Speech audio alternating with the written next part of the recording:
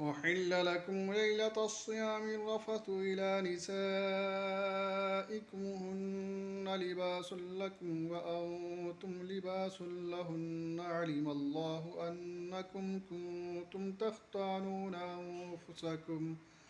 أنفسكم فتاب عليكم وعفى عنكم فالآن باشروهن وابتغوا ما كتب الله لكم وكلوا واشربوا حتى يتبين لكم الخيط الأبيض من الخيط الأسود من الفجر ثم أتموا الصيام إلى الليل ولا تباشروهن وأنتم عاكفون في المساجد تلك حدود الله فلا تقربوها كذلك يبين الله آياته للناس لعلهم يتقون ولا تأكلوا أموالكم بينكم بالباطل وتدلوا بها إلى الحكام لتأكلوا فريقا من أموال الناس بالإثم وأنتم تعلمون يسألونك عن الله قل هي مواقيت للناس والحج وليس البر بأن تأتوا البيوت من ظهورها ولكن البر من اتقى وأتوا البيوت من أبوابها واتقوا الله لعلكم تفلحون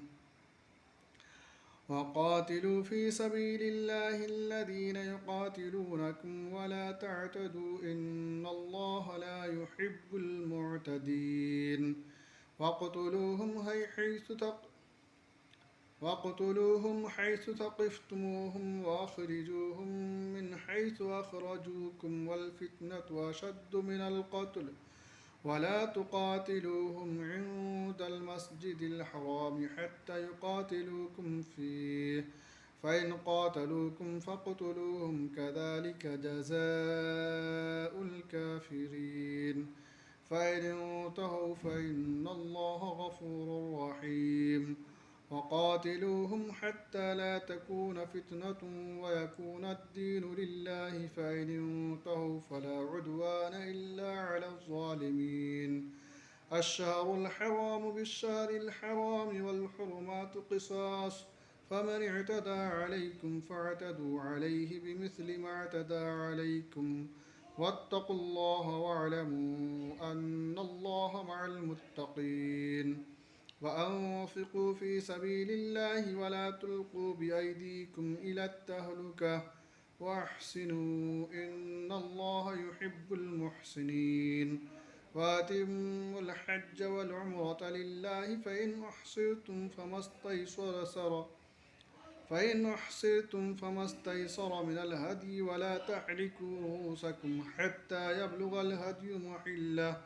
فمن كان منكم مريضا أو به أذى من رأسه ففدية من صيام أو صدقة أو نسك فإذا أمنتم فمن تمتع بالعمرة إلى الحج فما استيسر من الهدي فمن لم يجد فصيام 3 أيام في الحج و7 إذا رجعتم تلك 10 كاملة ذلك لمن لم يكن أهله حاضر المسجد الحرام واتقوا الله واعلموا أن الله شديد العقاب